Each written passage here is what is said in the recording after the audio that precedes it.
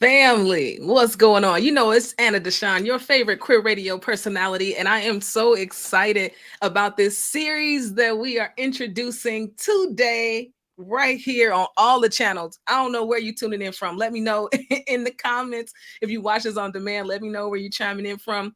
I'm hitting almost every channel I could possibly hit inside of this inside this platform, just because I wanted everybody to know about creating change and about some fun announcements that we're going to share today. And I'm so excited because I get to talk with the Cathy Reena up in the building today. What's going on, Cathy? It's good. It's Friday afternoon. This will be my last thing to do for the week and a great way to end the week. Yes, indeed. I am so ready. There's a whole turn up of events on my calendar for the rest of the evening. And we're going to be celebrating lots of good things happening out here in the world. But one good thing that's happening is that Creating Change is celebrating its 50th anniversary. And Cathy, you got to give the official title. I mean, I could say you do everything, but I know. Yeah, I color outside the lines of my job description sometimes. It's all good. It's all good. And actually, I hate to start out correcting you, but Creating Change is turning 35. 35. Task Force is turning 50. It's all good. It's all good. It's all good. Got it. Yep. I don't want to make you. Don't make Creating Change older. Exactly. Yep. Okay.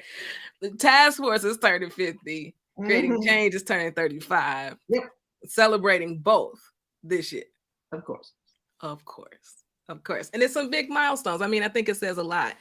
We see nonprofits every year who, for all the reasons, can't make it, for another year. We've seen a lot of them come and go who have amazing missions, who are serving lots of folks, but it just didn't all work out. But you all have been here 35, 50 years through it all.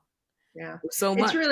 It's interesting. I mean, I've worked at GLAAD. I worked at GLAAD for a long time, and I've worked with tons of other LGBTQ queer organizations. The task force is really unique. I mean, my wife, jokes that, you're going to take a real job and not just do consulting and be so independent. But the task force is special. It's always been special to me because it really is the political advocacy organization in our community that has always pushed the envelope, that has always been the sort of a progressive conscience of the movement, has always been about looking at issues in an intersectional way and like bringing, as we say, be you, but like bringing all of your identities to the table. Like I say it with all seriousness, like I'm not a woman on Monday, a lesbian on Tuesday, a mom on Wednesday. Like it just doesn't work like that. So from the very beginning, the task force has always approached things that way. And I've had the privilege of doing a lot of work around the history because we're celebrating our 50th and honoring our 50th and looking at the past. And I'm seeing all the materials from the original newsletters from 1975.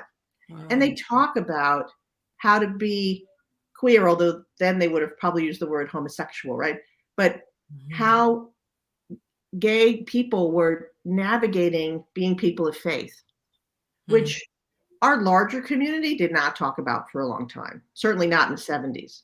And thinking about issues from the lens of reproductive justice and reproductive rights, and women who were part of the task force in the 70s who were pushing the feminist movement to be more inclusive and help them understand that reproductive rights are absolutely about access to abortion, but they're also about access to all kinds of other health-related and bodily autonomy-related issues. And so that's one of the things that makes the task force unique and resilient, I think, and especially as our movement has matured and how the world has changed and diversified. And guess what? We were right. You really have to look at things, through an intersectional lens.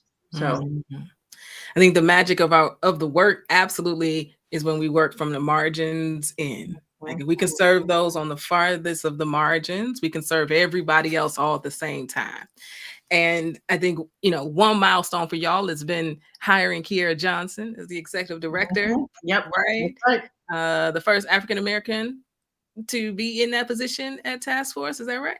She is the first Black woman to run the organization, which, part of the reason I did join the staff in the middle of the COVID pandemic is she became the executive director in 2021. And literally she became the ED as I joined the staff full time. Mhm. And part of that was because I do see her as such an extraordinary leader as a person, but also the importance of our organizations being led by people of color, which we're seeing more and more. And the task force has a tradition of having people of color at the helm, like Urvashi Bad. Um, Mhm.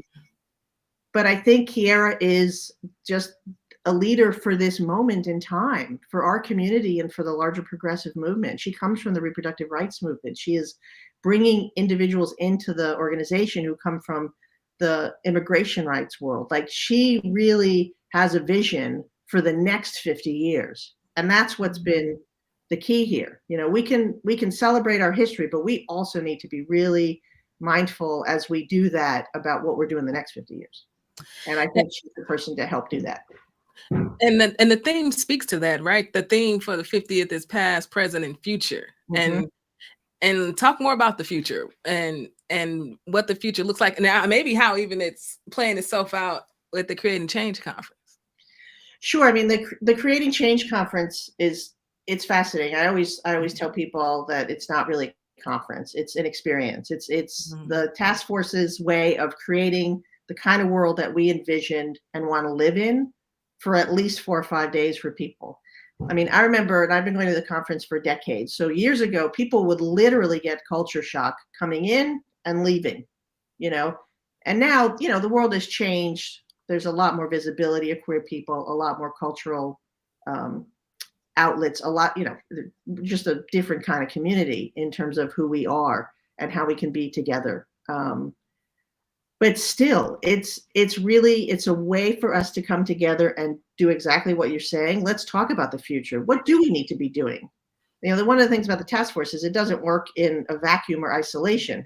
It likes to serve as an incubator for or other organizations, other issues. What are the things we need to be looking at? I mean, one of the uh, plenary sessions, the one right just before Kiera does her State of the Movement speech, we're going to have a panel discussion about gun control and gun violence and violence in general in the LGBTQ community, which is a huge issue.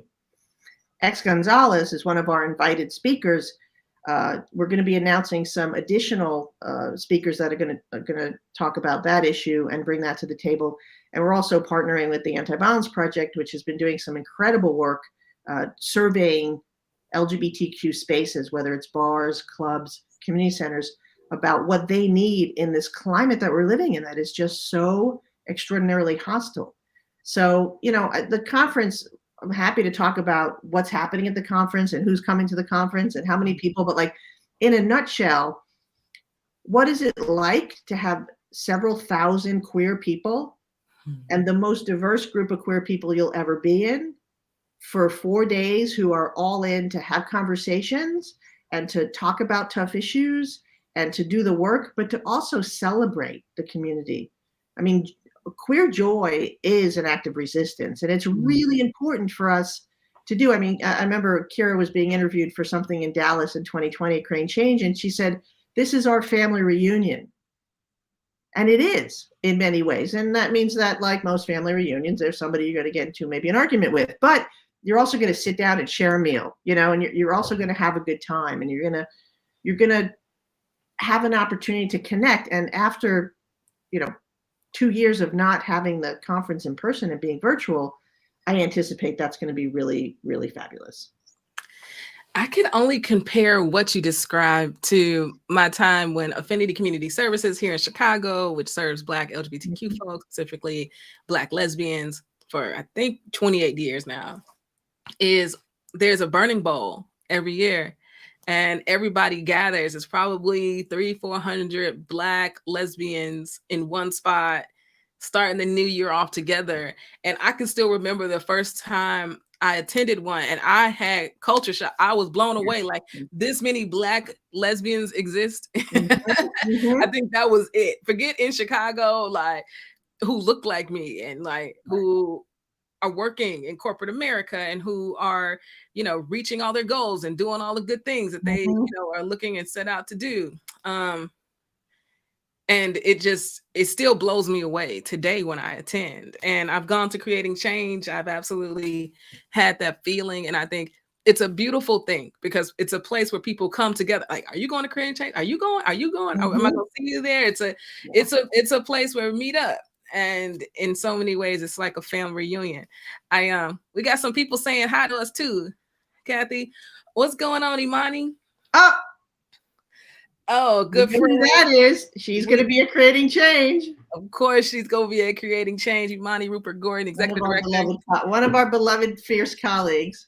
Absolutely. Leading the charge at the National Center for Lesbian Rights. Also the former ED of Affinity Community Services. Love my friend. What's going on, Sue? You should know Sue, Cathy. Sue is good people. Yeah, I love that too. Queer Joy is absolutely an act of resistance, and it is the work that we're called to do is like just showing up. And you have to have balance in your life. We stress that with our staff, and we stress that at the conference. We're gonna talk and work all day, and go to a plenary and go to workshops, and then we're gonna have a ball, and a ball like and I probably don't have to explain to a lot of people, but some like on Pose, like a ball, 3 houses come together and actually work together, and there's trophies, and there's walking, and there's tens across the board. And DeShawn showed up in 2020 as a surprise guest, and I mean the place just exploded. I have a great video of him like warming up, voguing behind in the kitchen. It's just that is such a powerful experience, but it's also just so great to be in that joyful space. It gives you energy to do the work the rest of the year. Oh gosh, it's so easy to get on E. There's so many things that could be consuming our attention, make us feel grim about the world as it relates to queer folks and our identities, and especially all the anti-trans legislation that's been running rampant across state legislatures across the country for the last literally probably 2 years at this point. And so all those things can really exhaust you. And so to show up at a conference where you can kind of feel back up with all the hope that is happening in places that you cannot always see, it's such a special time. And you got other amazing people showing up for the conference. I mean, I was looking at the Instagram, you know what I mean? The Instagram is lit. If you're not following them on Instagram, go ahead and go do that. But I mean, you got Angelica Ross showing up. Right. Okay. One of my top stories of last year, absolutely, Amy Schneider. Yes. And her Jeopardy run. Well, she's hosting game night. See what I did there? And we're calling it trivia because we can't call it Jeopardy because we can't call it Jeopardy. But she's going to be hosting it. She lives nearby. She's in the Bay Area, and I actually met her at a Pride event here in New York City at the U.S. Open, and she was thrilled to do it. And the thing this is the balance, Anna. Like, she is going to host a trivia, and it's going to be really fun. But this is a woman who obviously has made history. I mean, $1.6 million on Jeopardy. I don't care who you are. That's huge. She's just, one of the most winning contestants ever. Yeah. But she's also leveraged her platform as a trans woman. There was a time it was late last year where she literally, left Jeopardy, got on a plane, and went to her home state to testify because there was a piece of legislation trying to deny trans kids affirming health care. So, that, to me, that's the balance here. So any of these folks you're talking about, Angelica Ross, she's an icon. She's the GOAT. I mean, she just you can see the Chicago playbill in the background. I saw it 3 times, but you saw it 3 times. Well, I'm jealous.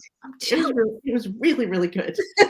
Great Roxy Hart. I'm a super I should have been a gay guy. I love Broadway theater, but Trans Tech is such an important organization. Yeah.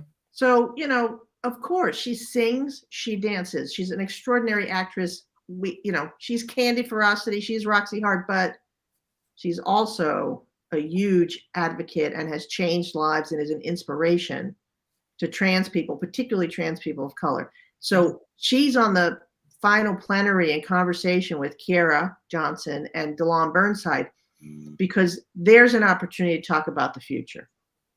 What, especially as you said, we are living in the midst of a climate where we see anti-trans legislation, anti-drag legislation, anti-inclusion of curriculum, whether we're, and again, you talk about intersection, we're talking about a kid with two moms that can't talk about their family. We're talking about LGBTQ kids who are, not able to be out or feel safe, never mind learn their own history. We're talking about, taking Black history out of our curriculum.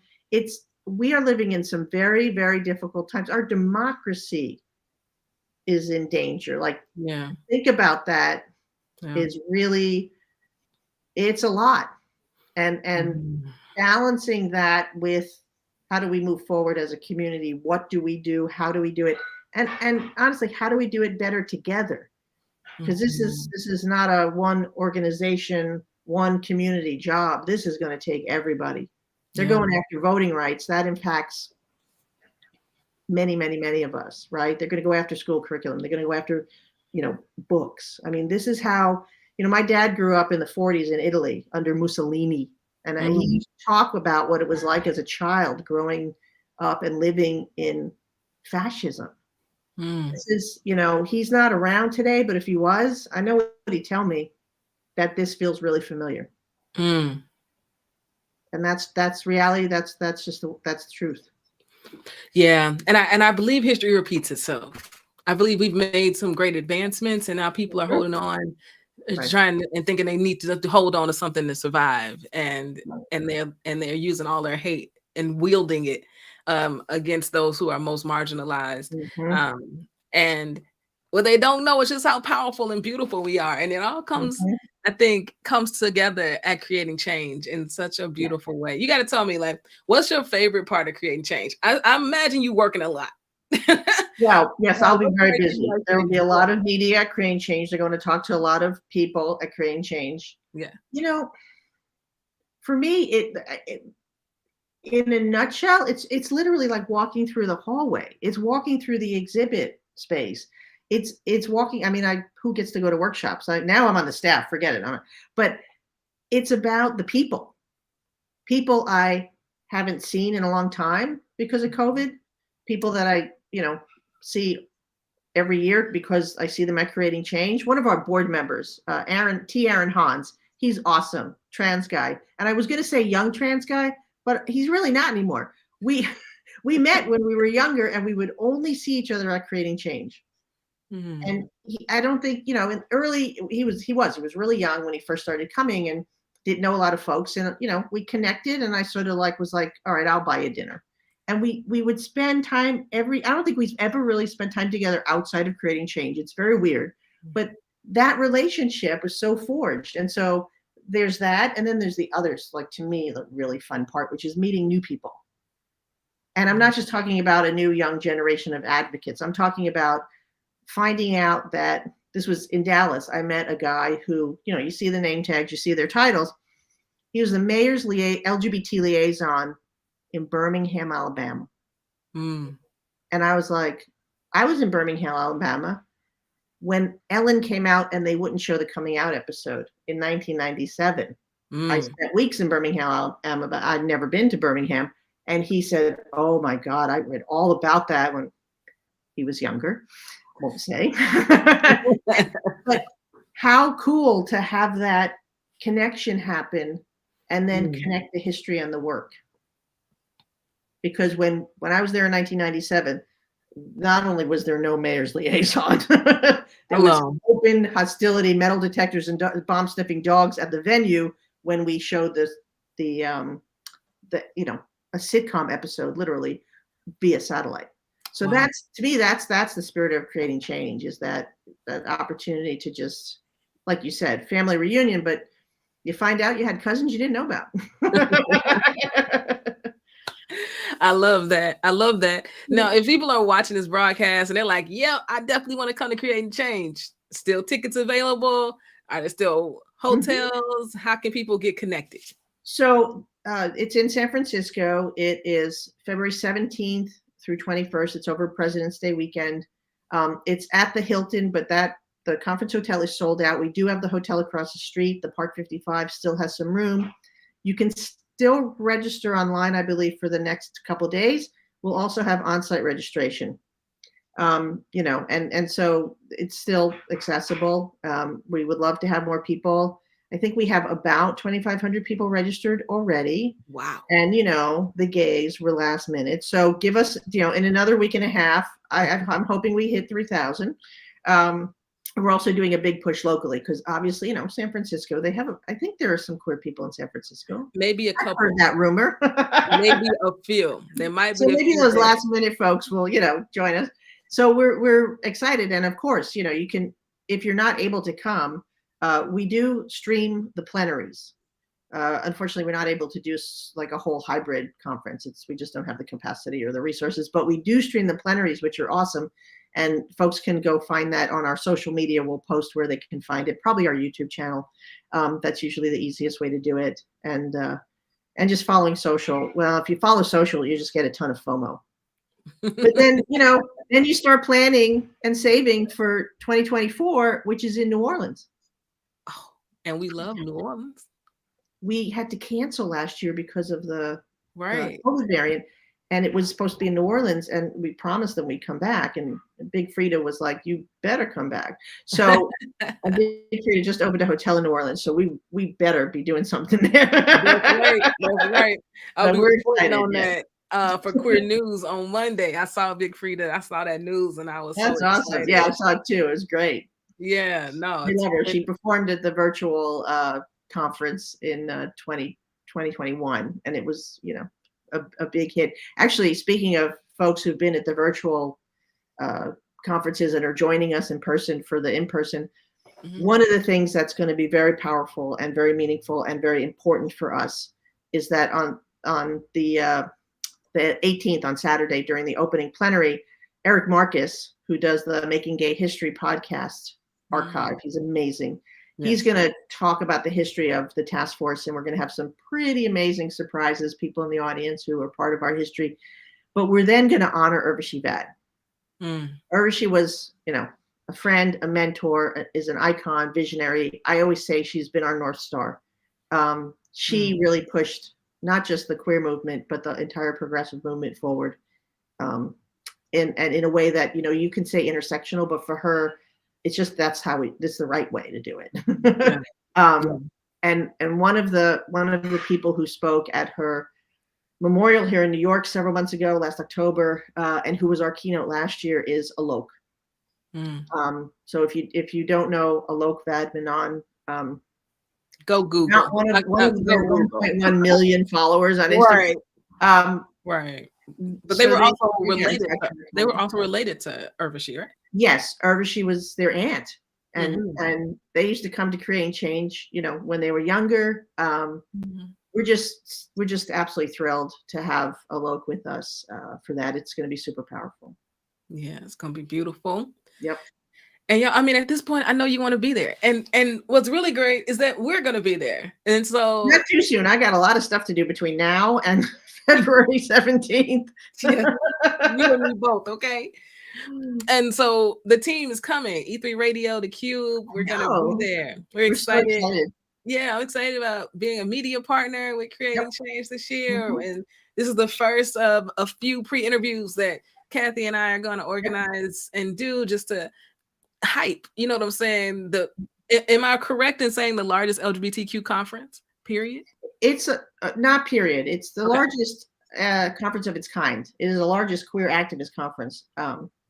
It's really unique and amazing. I mean, there are our community. We are blessed to have so many other organizations. In fact, there are several other organizations turning 50. PFLAG National, Lambda Legal. 1973 was a big year. Whitman Walker in DC, the Congregation Bet Simchat Torah here in New York City, the world's largest queer synagogue. So 73 was a big year. And ironically, with the politics of everything that's going on, I keep saying this, and I don't say it to be flip. I say it because it feels real. 2023 is starting to feel like 1973 more all the time. We were battling Anita Bryant in the 70s. Yeah. And, her talking points have just been recycled and are being used against trans kids and drag queens and book bands and curriculum bands. I mean, it's all, they're nothing if not on message. The folks who don't want us to exist, as I always say. Period. Mm-hmm. So I think it's super important that we honor the history and understand, because we can learn from history, and then we need to, figure out what to do now, how to move forward. Yeah.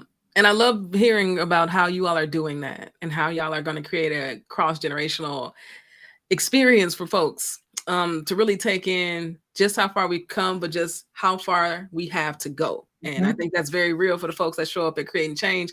So many people that show up are doing the work on the ground every single day and have chosen this to be their life's work. And then there's folks who show up, the young people who are like, this is what I want to be my life's work. And then they have beautiful examples of what that can look like for themselves. And so I'm excited. I'm excited about coming to San Francisco and enjoying Creating Change and doing bunches of interviews and just taking it all in and getting filled up with the community. So thank you, Cathy, for all the work you're doing to create this space. Thank you. I'm so thrilled that y'all are coming, and we can't wait to see you in San Francisco. And, we'll get some other folks for you to talk to. I think we got a few awesome folks here on the staff that would be happy to talk to you. And we will. A couple. Just like 30 a couple. Exactly. Awesome. So family, this is what I need you to do. Just keep following, keep turning on the notifications, all the good things. We're going to keep bringing you more information about Creating Change 2023, past, present, and future, right? Celebrating 35 years of Creating Change, 50 years of the there you go. There we go. I got it. We'll be back, right? We're not going anywhere. We're just going to keep amplifying and uplifting this awesome conference that's more than a conference. Correct. All right, y'all. Have a great weekend. Thank you so much, Cathy. Thanks, Anna. You take care. All right. Have a great weekend. Bye-bye. Bye. Meeting up with the homies was a little different this year, but we still found a way to make it work. Y'all heard y'all hoes. You could talk. You talking all this shit, but let me see if you could walk. There's so much media being made by our community that it can be a little overwhelming to find something new to get into. But what if there was a place where you can find curated podcasts, music, and other media by BIPOC and QTPOC creators? The Cube is an all-in-one platform where you can find the best media by BIPOC and QTPOC creators right at your fingertips. It's loaded with features for artists and audiences, like being able to tip your favorite creators or being able to participate in revenue share when you publish on the platform. We've come a long way in developing this app, and we need your help to get us past the finish line. If you want quality, curated content in a community just for us, support The Cube.